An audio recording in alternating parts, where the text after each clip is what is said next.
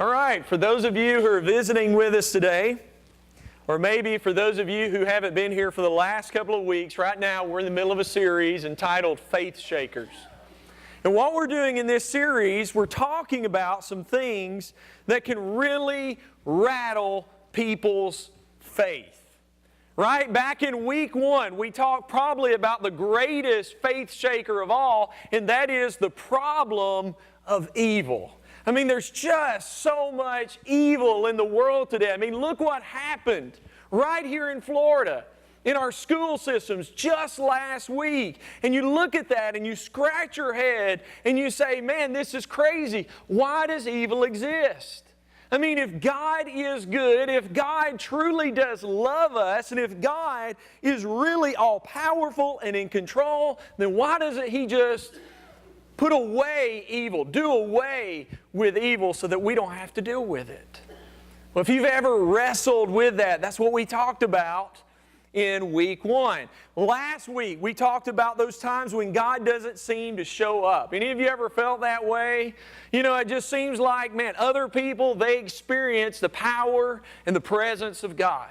Other people, I mean, it just seems like God answers all their prayers, whether they're small or big. But, man, as for me, it just seems like God doesn't care anything about me. God just doesn't seem to show up in my life. And so last week, that's what we wrestled with. And if you missed either one of those lessons, I want to encourage you to get a copy of those on CD. We will give those to you freely. If you don't do the whole CD thing and you do have access to the internet, go to our new website. You can watch those off of our website. You can even download the audio so that you can, if you want to be driving down the road, you can listen to those lessons. Well, today I want to introduce our next point, our next lesson, by telling you a story. It's one that I believe I've told here before. It's one of my all-time favorites. There was actually a Christian camp, and there was a counselor who got several of the kids together, and he took them out on a nature hike. And when they had gone a pretty good ways, he had them all sit down in a circle, and he began to ask them questions. Questions about nature. And the first one he asked was this. He said, okay, guys, he says, what's small, furry, has a long bushy tail, loves to climb trees, and stores nuts for the winter? And all the kids just kind of looked at each other. And he says, come on, guys, you know the answer to that. I mean, this isn't a hard question. What's small, furry, has a long bushy tail, loves to climb trees, and stores nuts for the winter? And the kids are still just kind of looking around. Finally, one little girl very slowly raises her hand, and he says, yes, ma'am. He says, what is it? And she says, well, she says, I think it's a squirrel, but she says, since we're at church camp, she says, I'm going to say Jesus. Now, here's the deal. It's a lot easier to talk the Jesus talk than it is to walk the Jesus walk. Amen? It's a lot easier to talk the Jesus talk than it is to walk the actual walk. But what you and I, what we need to really understand, what we need to really wrap our minds around is when we're only talking the Jesus talk and we're not living it, we're not walking it, then you know what? We can do a lot of damage to people's faith. I'm talking about hypocrisy. I'll never forget, several years ago in Robertsdale, where I preached for 14 years, we decided after services one night that we wanted pizza. And so Julie, or one of the girls, called the local Pizza Hut there in Robertsdale, and I was just going to swing by and pick it up and bring it home. So I walk in, and there was this sweet little cashier, this older lady, and she was just so chipper and smiling, and we were conversing, talking back and forth while they were getting my pizza ready. And finally I said, hey, do you go to church anywhere? And immediately her whole body language changed. She was no longer chirpy. I mean, she was no longer smiling and laughing with me. I mean, her face just went very solemn, and she says, no, I do not go to church. And I said, well, man, I would love to invite you to our congregation. We're just right around the corner. And she stopped me and she says, no. She said, I wouldn't step foot in a church. And I said, why? And she looked at me and she said, because of all the hypocrites. I was like, wow. Man, that's really tough to swallow. Because of all the hypocrites. Well, listen to me this morning. I'm not going to try and defend phony faith. This morning, I'm not going to try and defend people who refer to themselves as Christians, but yet they choose not to live that out or follow Jesus. But I do want to share some things with you this morning that I want you to wrestle with, that I want you to think about, that I want you to entertain. You see, what we've got to understand is a lot of people are rejecting faith today, not because atheism is so compelling, but because the version of Christianity is so unattractive. You see, there are a lot of Christians who are more like Christmas trees than they are fruit trees. When I lived in Summerdale, I had 14 different fruit trees. And they were absolutely beautiful. I mean, they were just completely full of life, and because of that life, they bore fruit. But then I think most of you also know that Christmas trees are also very beautiful. But we all understand that there's no life in a Christmas tree. Why? Because it has been cut off from the source. Now you can take that Christmas tree and it'll smell good. And you can make it look good on the outside. You can put some tinsel and some lights and some ornaments. And at least for a period of time, that Christmas tree will be very beautiful. But over time, you're going to be seeing evidence that really that tree is dead. We have to be careful not to have a Christmas tree discipleship, where we're talking the Jesus talk, but man, we're just not, we're not living it. I mean, we may try and pretend on the outside, we may carry a Bible, we may come and we may sit in a pew just like this every week, and we may sing songs at the top of our lungs, but are we truly living it out? Do we truly have a relationship with Jesus? Listen, if you're offended by artificial Christianity, then in a sense, you and Jesus are on the same page. Do you realize that? Jesus was very offended by fake followers. In fact, He had no use for external religion that produced no internal transformation. Just look with me to Matthew chapter 6 this morning. We're going to look at verses 1 through 18. Normally I put this up on the screen, but it's just too lengthy of a reading. Whenever Jesus was confronted with Christmas tree discipleship, He had no problem confronting that individual and telling it like it really was. In fact, listen to what He says. He says, "Be careful not to practice your righteousness in front of others to be seen by them. If you do, you will have no reward from your Father in heaven. So when you give to the needy, do not announce it with trumpets, as the hypocrites do in the synagogues and on the streets, to be honored by others." In other words, you had people who would see someone needy and they would look around to make sure someone was looking, and then they would give it to that individual so that others would look at them and go, "Wow, Look how spiritual they are. He says, truly I tell you, they have received their reward in full. In other words, Jesus says, that will be the only reward you get, is the impression you just made on someone else. He says, when you give to the needy, do not let your left hand know what your right hand is doing, so that your giving may be in secret. Then your Father, who sees what is done in secret, will reward you. And when you pray, he says, don't pray like the hypocrites, for they love to pray standing in the synagogues and on the street corners to be seen by others. Truly, I tell you, they've received their reward in full. They got what they wanted. They were seen. A few people were impressed.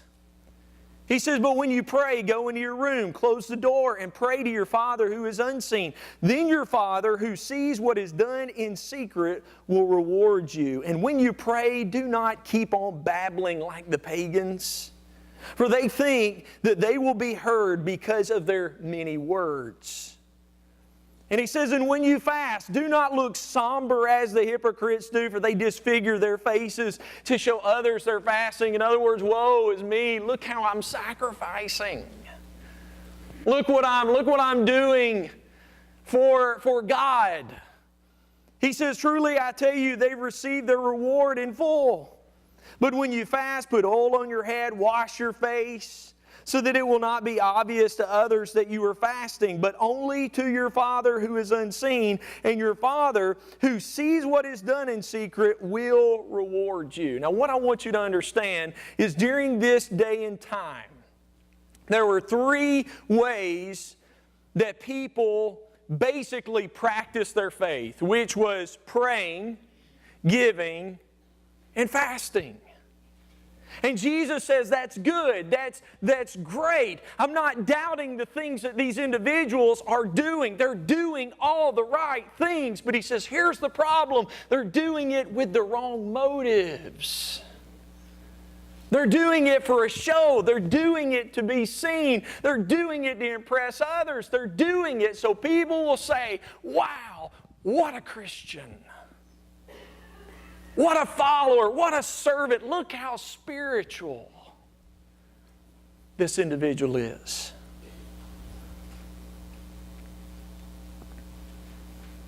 And Jesus despised that kind of spirituality. He despised a spirituality that was all for show, that was just an act. I don't know how many of you have seen this movie, The Resurrection of Gavin Stone. It's actually one of my favorite movies now. We own it. I don't suggest a whole lot of movies, but I will suggest this one.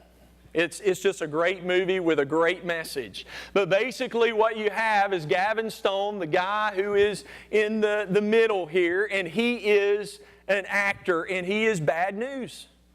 I mean, he is constantly getting into trouble because he throws these wild parties where he's getting drunk with all these women, and then wherever he's at, like a hotel where he's staying at, they just absolutely destroy it. And so he's constantly in and out of trouble. But finally it gets to the point to where his lawyer and his agent can't get him off the hook. And so they come to him in jail and they say, Gavin, you've got one of two options. You can either go to jail or you can go to a church and do community service. And so he chooses the community service. And he goes up to the preacher and kind of checks in with the preacher and he says, hey, what do you want me to do? And the preacher says, oh, I know exactly what I want you to do. And he hands him a mop and a bucket and he sends him into the bathrooms, this famous actor, into the bathroom to clean. Well, as he's going from bathroom to bathroom, he passes the auditorium, kind of something similar to this, and he notices that they're having auditions for a play about Jesus at their church. And the preacher walks up and Gavin asks about the auditions and he says, hey, listen, he says, could I do my community service by being in this play. And instead of, putting me somewhere like bathrooms, put me to where I can use my talents. And the preacher says, well, I would love to put you in this play. But he says, there's only one problem. He says, you have to be a Christian. And immediately Gavin turns and he looks at the preacher and he goes, I'm a Christian. And the preacher looks at him and he says, really? And Gavin says, yeah. He says, you didn't know that? And the preacher scratches his head and he says, no. He said, I probably didn't notice it because of all the trouble that you've been in. Having all these wild parties and getting into trouble all the time. And Gavin says, well, I admit that I have strayed. But he said, I own the movie The Passion of Christ, and I'm a Christian. And the preacher says, really? He says, okay. He says, you can audition. And from there, Gavin starts acting like a Christian. Not only to get in this play, but also to impress the preacher's daughter. In fact, it got to the point in his acting that he started researching Christians online, what they wear, some of the phrases that they say. And so, Sunday morning comes and here he's got on a new set of clothes and he's putting bumper stickers about Jesus all over the back of his vehicle. And he's greeting people with hugs and kisses and bless you and all this kind of stuff. And well, not to spoil the movie, but at the very, or at least close to the end of the movie, he looks at the preacher's daughter and he says, I never meant for it to go this far. In other words, it was all just an act. Now again, I'm not gonna give the main point away. You just need to see the movie. It's really cool how it plays out, but this is what Jesus detested, was the act. In fact, in Matthew chapter 15, verse 7, it says, you hypocrites, Isaiah was right when he prophesied about you, because he says, these people, they honor me with their what, church? Their lips. In other words, they talk a good talk. They say all the right things. He says, but their what, church? Their hearts are far from me. Do you realize that Jesus knows your heart? I mean, you can do a lot of things to try and cover up who you really are, but ultimately, Jesus knows your heart better than you do. In Matthew chapter 23, verse 27, he says, woe to you teachers of the law and the Pharisees. These were the religious people of Jesus' day, okay? He says, you what? You hypocrites. He says, you're like whitewashed tombs, which look beautiful on the outside, but on the inside are full of dead men's bones and everything unclean. You see, at a certain time of the year, usually around the spring, people would go and they would clean up, they would wash the tombs to where they look really beautiful on the outside. And he says, that's you.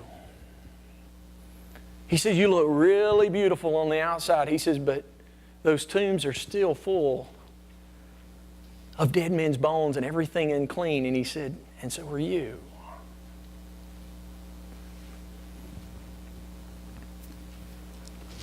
That word hypocrite is not really a religious word. It came out of the entertainment arena.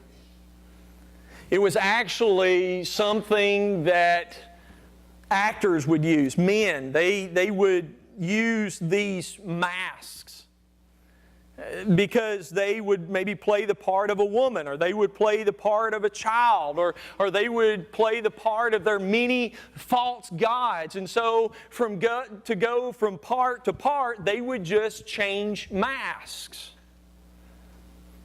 And so that word hypocrite in the Greek literally means a mask wearer. And so what Jesus was saying to the people back then, he says, your spirituality is just theater. It's just a mask. You're just playing. You're just acting like you are a follower.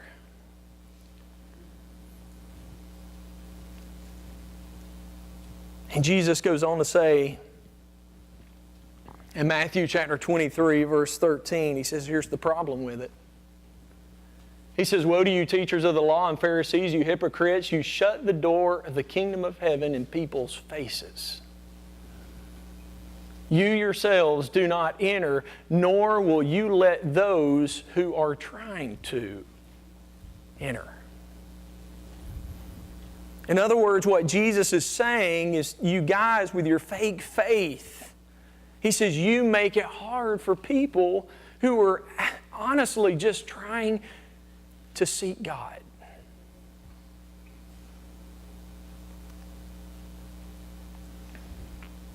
But let me stop right here and say this. Acting is not just a temptation for Christians. It's a problem for everyone, everywhere, right? In other words, faking is not the result of faith. Faking is the result of fallenness. It's the result of sin. I mean, you go all the way back to the Garden of Eden where you have Adam and Eve and they end up sinning in the garden, and so they start trying to cover everything up, and so what do they make for themselves to cover up? Fig leaves. And ever since then, we've been trying the whole fig leaf thing, right? Trying to cover up. But listen, whether you believe in Jesus or not, is there anyone who can say, I am always 100% authentic? Is there anyone here this morning who can say 24/7, I never fake anything? Listen, it's very fair to be critical of hypocritical Christianity, but in all fairness, we also have to admit that hypocrisy exists everywhere. It's not just in Christianity, right? I would dare say that most of you in here, you respect policemen and women, right? But we all know that there are some policemen and women who are bad news, who are not who they need to be. Now, does that mean that you no longer trust any policeman, that all policemen are bad and untrustworthy? Absolutely not. But it exists in that arena.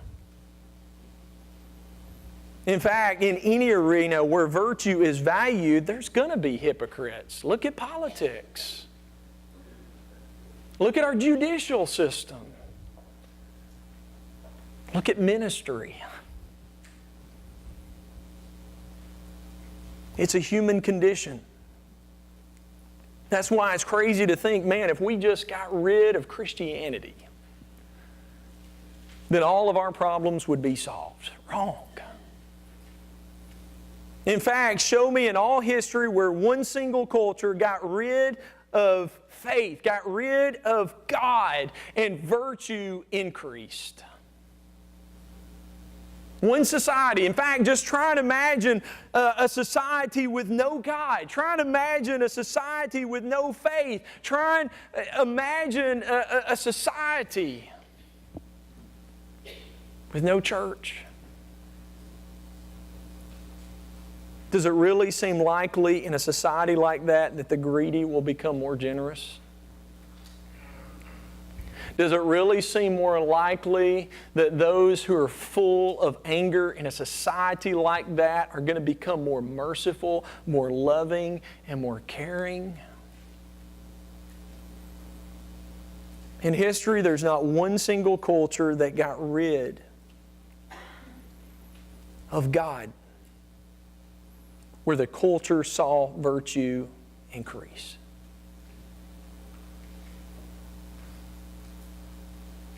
And so in the very same sermon where Jesus says, don't be a hypocrite, He says in Matthew 5 verse 16, let your light shine before others that they may see your good deeds and glorify your Father in heaven. Now it almost seems like Jesus is contradicting Himself. But He's not. What Jesus is saying is don't do these things, these outward things to impress other people. He says, just follow me and live like I live and do what I do. And He says, let me tell you something. When you do that, people will be blessed through you. And God will get the credit.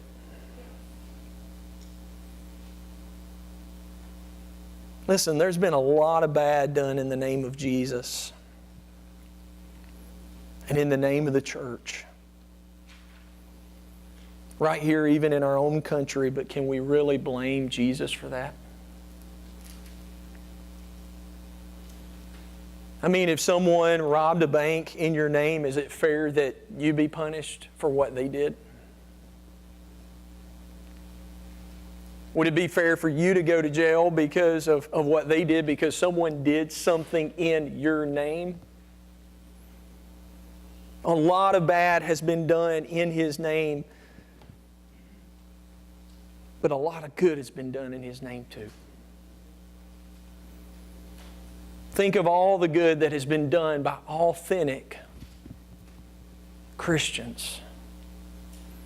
And what I mean by that word authentic is not perfection, but rather it is direction.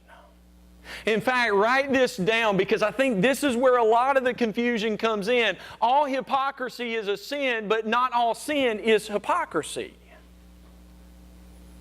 You follow me? All hypocrisy is a sin, but not all sin is hypocrisy. In other words, catching a Christian sinning doesn't mean that they are a fake follower. It just means they're human.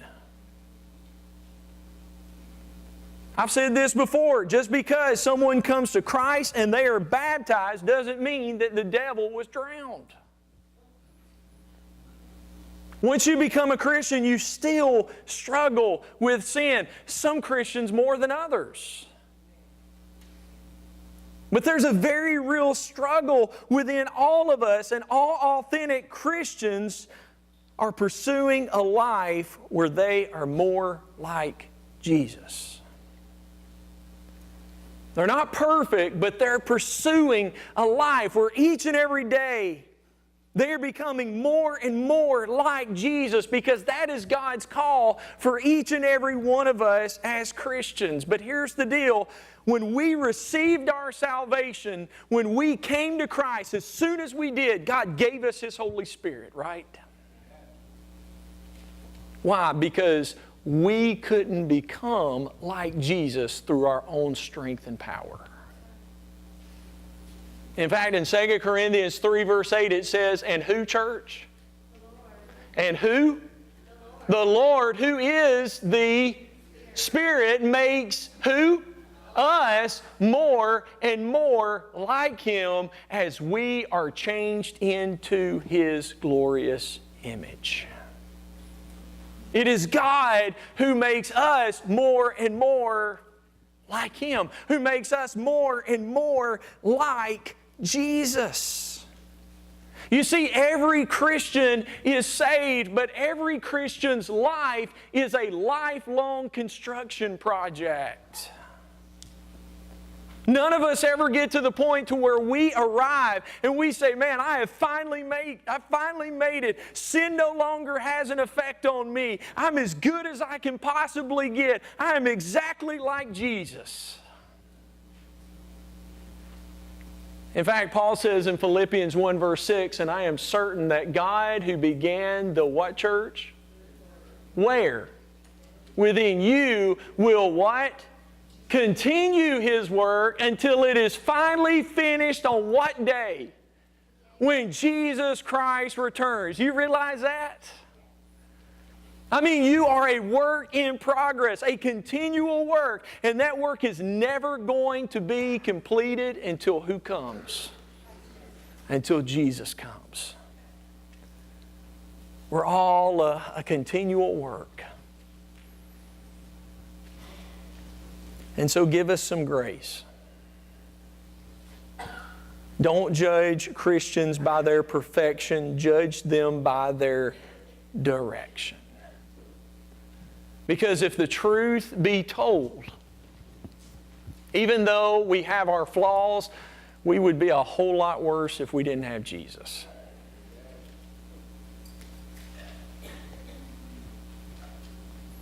And some of you know that.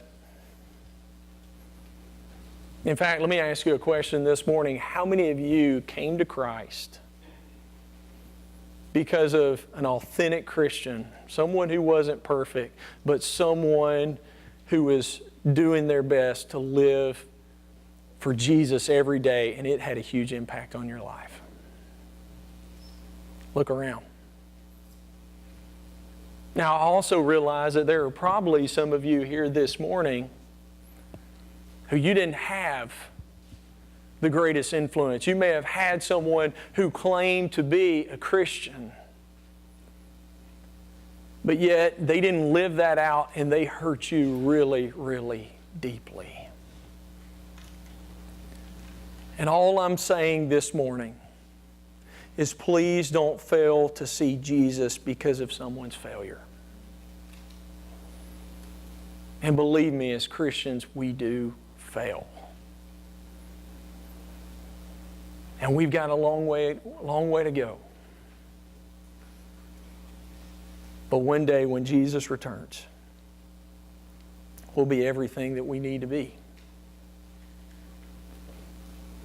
We're going to go ahead and extend the invitation this morning. Again, these are just some things I want you to think about. Some things I want to challenge you with. But if there's anyone here this morning, it may be that you're a Christian and maybe you're tired of playing pretend. Not that you're going to be perfect by any stretch of the means, but you're ready to start heading back in the right direction. And having the faith that Jesus is going to do the rest.